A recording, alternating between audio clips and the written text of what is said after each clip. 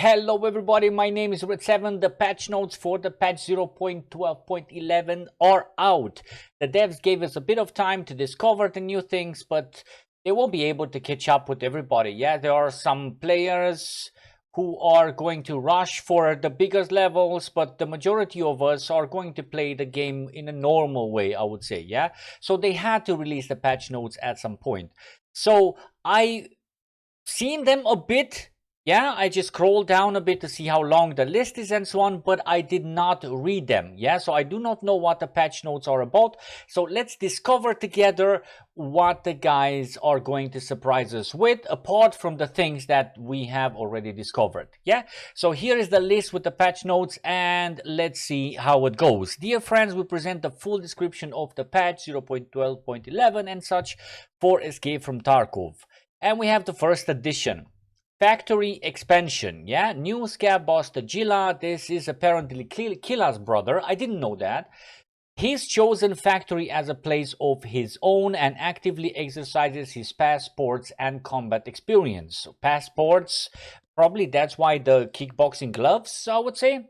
When in close combat, he may switch to his favorite weapon, the sledgehammer. I have a video where I cover a bit, like some basics about Tagila. If you guys want to have a look, then definitely go for it. He is a badass, probably one of the best scav bosses that I've seen in Escape from Tarkov so far. Yeah, and he does switch to the sledgehammer, but be aware, if he moves away or if you run away from him in preparation for reloading the second mag and shooting back, you know, he will switch to the primary and shoot you down. So be aware of that. When someone gets hit by it, the best case scenario would be disorientation and broken bones, but usually it will cause inevitable death. 3-4 hits and you're down. The boss can set ambushes, open suppressive fire, and breach if needed.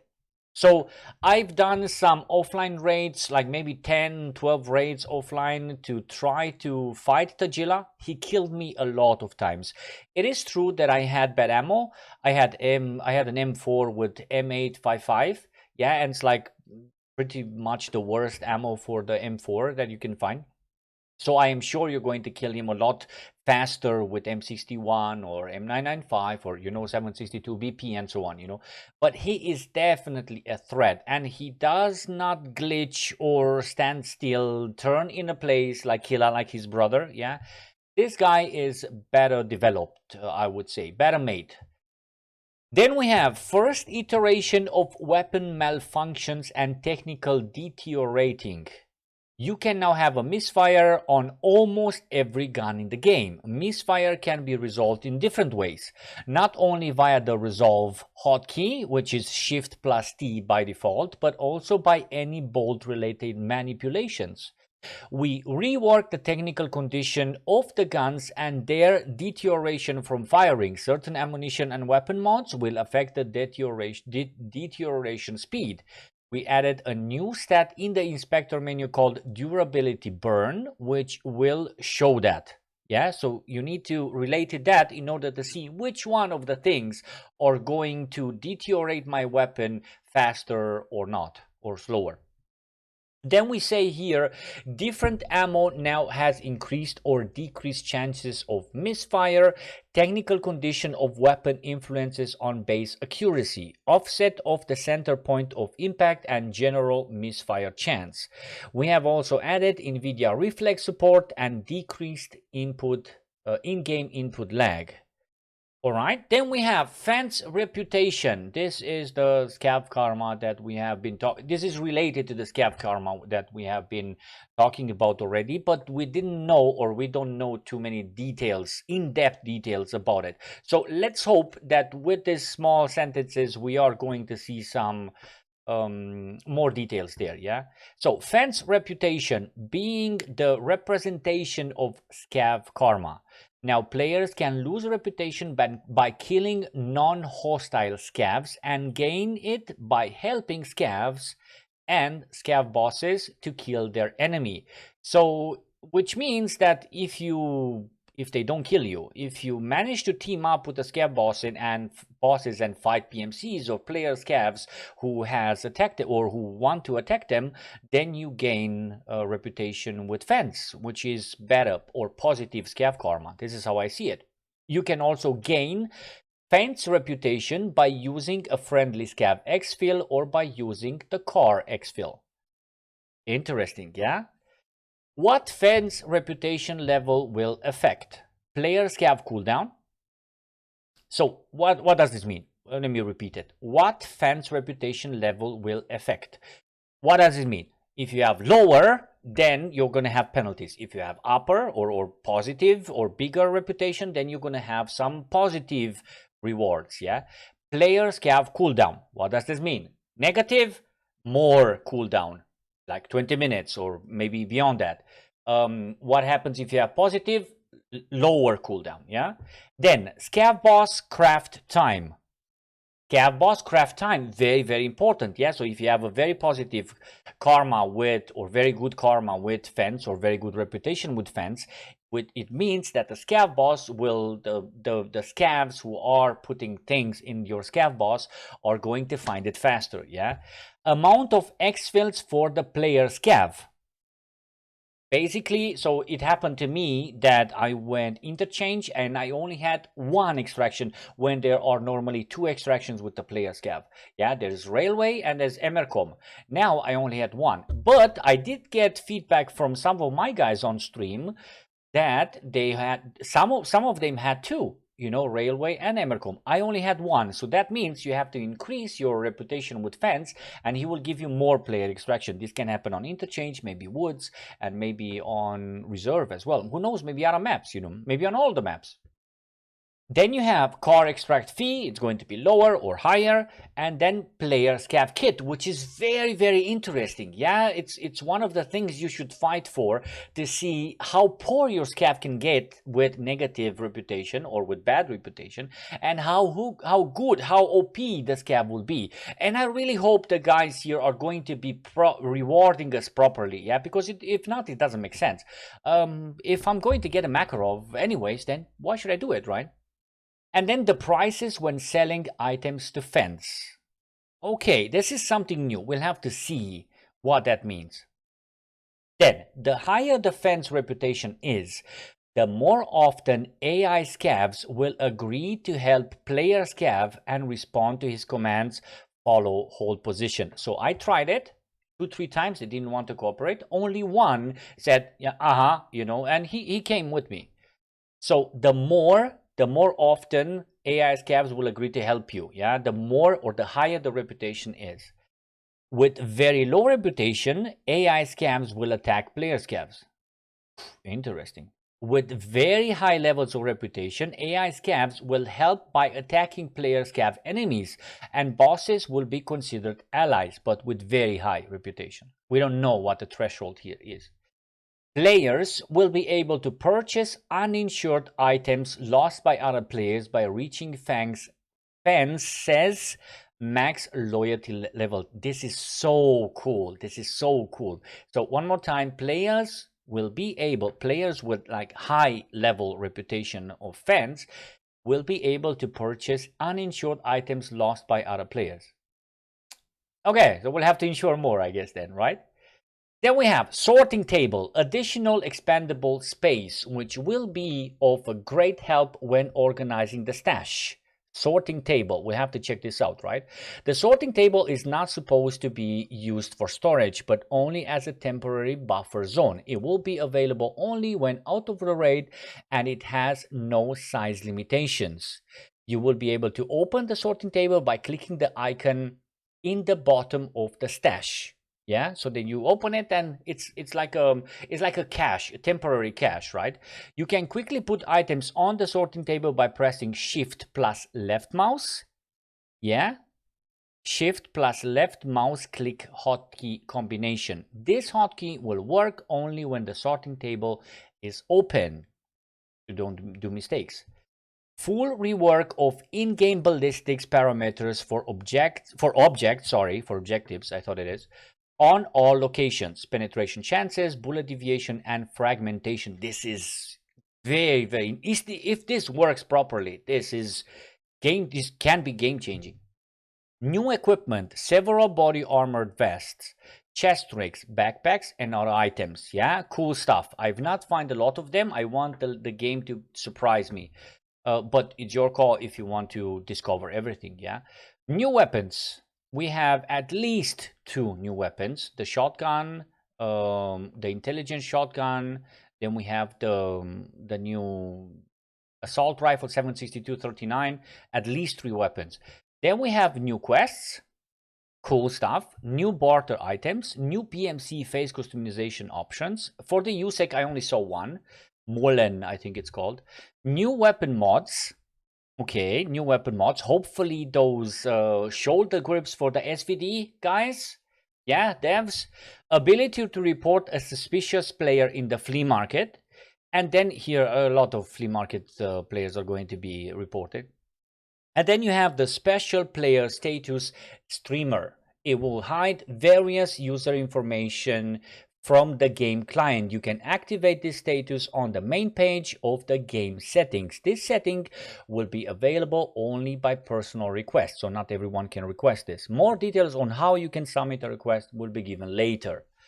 Then we have out of RAID voice command settings. This is something that you can see in the settings. You don't have to go into the RAID in an offline RAID, for example, and set up your F1s or F2, F12, and so on. You know, you can do that in the settings before going to a RAID, which is amazing. Then you have the top up option of the context menu. This option will allow you to fill the stack of items by items of the same kind, or with items, I would say, with items of the same kind. So this option will not mix items with found in RAID status with non-found in RAID. Very important. So this will not mix your ammo which is found in RAID with ammo which is non-found in RAID, yeah, or vice versa.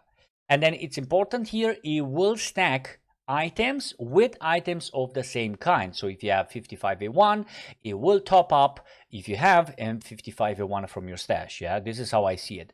New main menu background, which is like a mix between, I would say, factory and labs, which looks very beautiful. The only thing that I personally, but it's personal taste, yeah. That cam there, that surveillance cam is like, I don't know, but hey, it's a detail, right? And I really like the background. Then you have the new skill weapon maintenance and new skill troubleshooting. There's not a lot of info regarding that from what I see. TAA anti-aliasing at weapon presets menu. First iteration of the EN localization rework. I don't know what that could mean. Maximum level of character changed to 79. Wow. Changes. Optics rework. We have seen some of them. The PK06 Nikita said while he was having a podcast with Clean and some gun nuts, he said that PK06 is actually a trash red dot, yeah, and they made it a bit like that, yeah. So apparently, I think the PK06 is going to change in the future. It's not going to be the meta. Then you have a lot of other ones. Yeah, I did not try the Bravo yet, but the Elkan has changed the Bravo. From what I saw, the sniper scopes have not changed. The long range sniper scopes, in my opinion, but I only tested 1 or 2. Yeah, it is possible that they have touched all of the scopes, red dots, and so on. You know.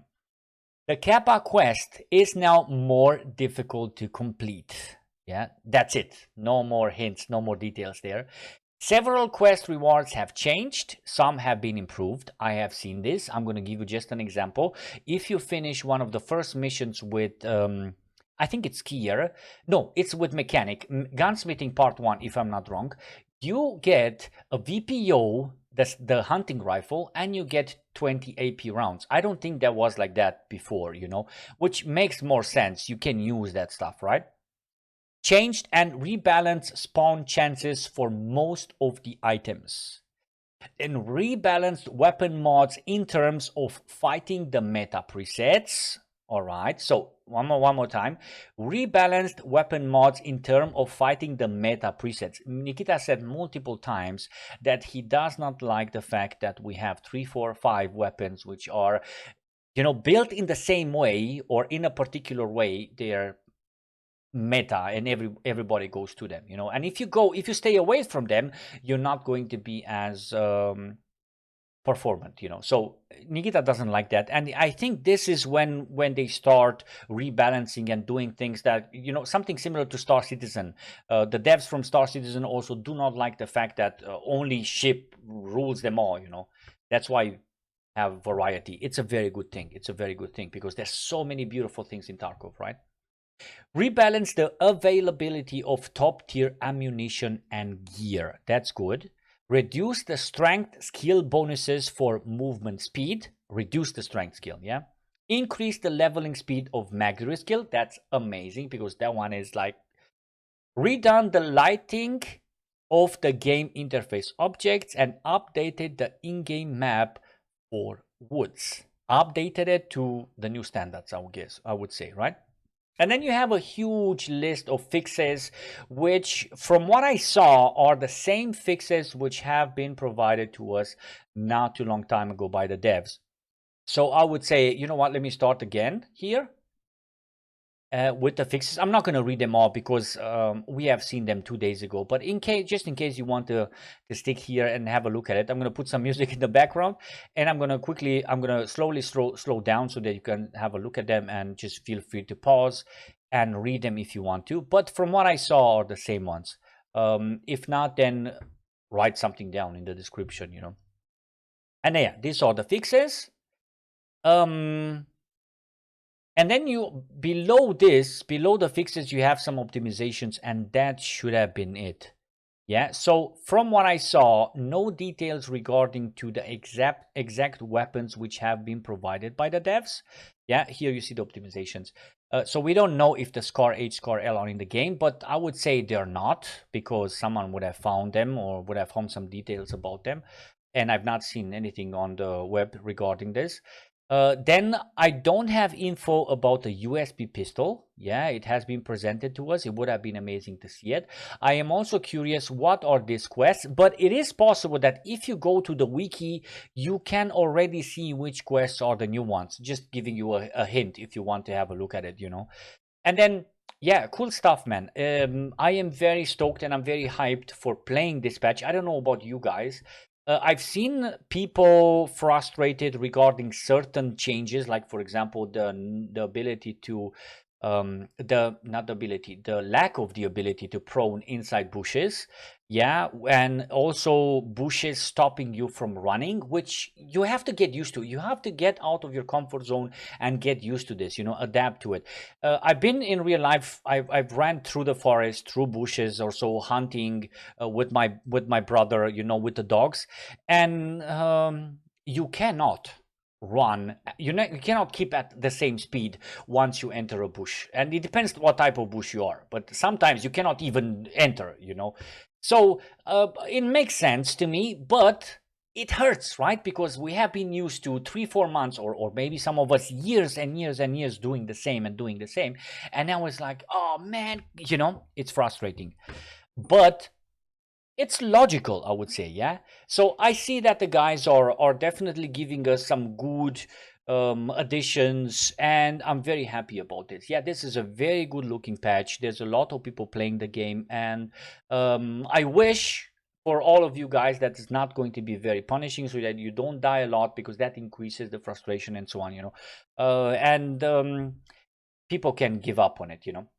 But if you think that this is not the moment to play, because there's maybe not enough new things and so on, there are not enough new things, then definitely give it a try later. Watch someone playing and so on and see, and you know, while you play, the mood can come to you, and you know, give it a try. And if not, then just leave it aside and come back when you think you're not going to be frustrated and when you're not burnt out anymore. This was Red7 with the patch notes. I am very happy that the guys released them because there was a lot of what should I do now? How is this working? By the way, the scav karma, guys, needs some rework. Not rework, sorry, needs polishing. Yeah, definitely. It's the first iteration. We have seen issues with what if a player scav shoots me and I shoot back? I still get negative. How is that? You know. We need polishing here, and I'm sure the devs will do it, but this is the first iteration and it's looking damn good with all the things the guys are promising. The only thing I'm concerned about, and I really want the devs to focus on this, make it so it's rewarding and worth it. Yeah, because if it's not, then what should I do it? You know, especially if I'm low on money. Why should I do it? I'm gonna kill everybody, and you know, every scav grab their level 4s, their weapons, and I'm gonna make more money than with those stupid rewards the devs are getting me. You know what I mean? So it has to be worth it. Again, this was Red7. I can ramble around like 2 hours about this. This was Red7 with the patch notes. Thank you very much for watching. Do not forget to subscribe and like the video if you found it useful. Let me know what I have missed or what I have not understood from the patch notes in the description. Remember, I stream daily on Twitch starting at 2 p.m. to 3 p.m. CET or 8 a.m. East. Catch you guys there with some more opinions and more, maybe with some gameplay. Yeah, talk to you guys the next time. Have a beautiful, beautiful rest of the week. Have a beautiful weekend. Take care, guys. Bye-bye.